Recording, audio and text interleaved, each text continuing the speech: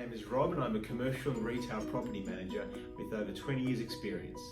In this short video I'll give landlords a few tips on how to best negotiate a lease renewal.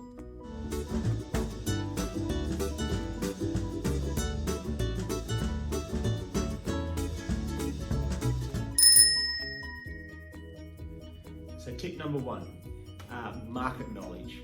Know your market, know your data, know the historical leasing trends in your area, the going rate in your area, know what the vacancy rates are. And there's a bunch of factors there, but once you research all those factors, you're in a better position to then negotiate and negotiate aggressively. Tip number two, timing.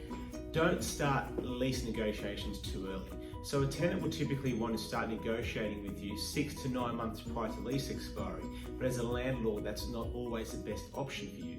The longer the tenant has to negotiate with you, the longer they have to move, to look at their other options, to implement a plan of action. Look, if you're a tenant and I said to you, you've got a month or 2 months, that's to say, to make a decision on your rent or your lease if you want to stay or go, you would go into a panic. Because as a tenant, as a running business, it's hard for you to pick up and move in a month. You have your staff, you've got your clients, you've got your fit out, etc. But if you have 6 to 9 months to make a decision and negotiate, and as a tenant, you'd say, great, thanks for the heads up, I'm going to go do my research now. Tip number three is research a tenant. Generally, when a tenant begins to negotiate a lease, their main concern is fear of loss. What does fear of loss mean? It's basically a tenant who is dependent on a location to exist. For example, freehold property.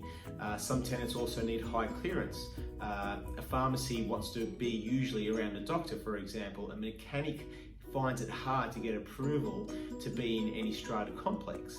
So this is their fear of loss, which is your leverage. Research your tenant. Hope this information has been helpful. As always, please feel free to contact me on my website. I'm always happy to help.